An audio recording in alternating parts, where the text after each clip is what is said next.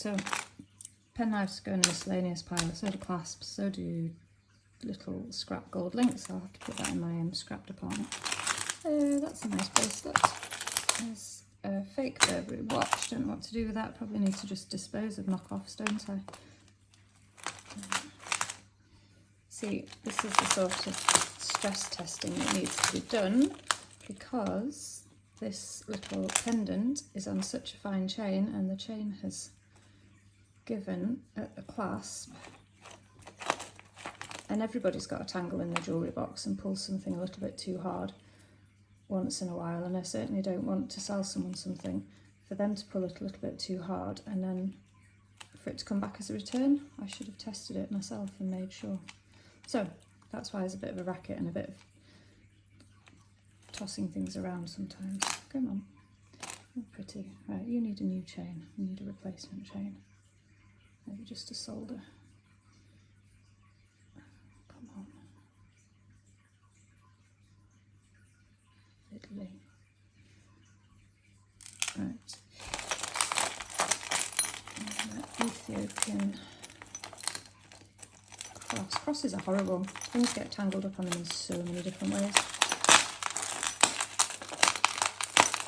And bear in mind, you are 15 centimetres away from the microphone. That is Italian 9-carat gold. That was one of my sleepers. I was very pleased with that. That was a good buy. Yeah, you're only 15 centimetres away from the microphone, so it is going to sound really bad, and it's not. It's just fairly normal wear and tear at this stage. I'm not abusing them. I'm really not abusing them. I've been doing it for too long. Do you know, I always have to warn my photographers as well that at some stage they're going to break something, that a necklace is going to fall apart or a stone's going to fall out, and they're not to feel bad about it, because I would rather it happened with them than we photographed it, listed it, sent it off, and then it broke immediately on the first wear of the customer. How cross would you be if you'd bought a nice piece of jewellery and the stones fell out the second, like, whilst you're out to dinner or whatever? It would be really frustrating. So you may think that I'm treating this jewellery with disrespect, but I am treating you with respect, making sure that I'm not selling broken things. Right, more earrings for my pile of earrings. Look, I'm pleased with these 18-carat and diamonds and emeralds.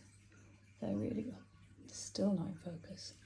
These are very, very pretty. Again, they're going to cost a bit, I'm afraid. Very nice. I like those. That's an odd earring. You're miscellaneous. Got the easy ones, I think. I like that little halo charm. Earring, miscellaneous, I think. These are good as well. A little gold toothpick, which I've come to. I had a friend round and we came to a conclusion on this. It's got a slightly odd hallmark down here, and what we've concluded is that it has been hallmarked with a modern hallmark because it used to be a pencil. So this is a Victorian pencil set with pearls, some missing, and I'm going to get those replaced. And then somebody turned it into a toothpick by having a piece of gold added here, and that's why this is hallmarked, because the whole piece weighs more than 1 gram, obviously, and therefore needs to be hallmarked. So that's why it's got a modern hallmark on it, and that's why I was confused. The good news is that even though it's an antique piece, it's got a modern hallmark on it, so I can absolutely sell it as gold. Very pleased about that. That was another good buy. Right, miscellaneous watch. Looks a necklace. Earring pendant. Tiny key.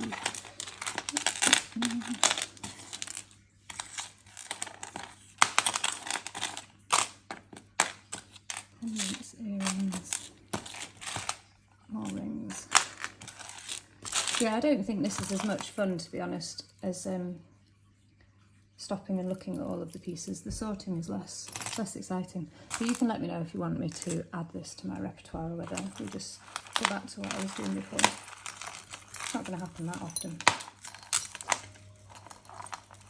Already.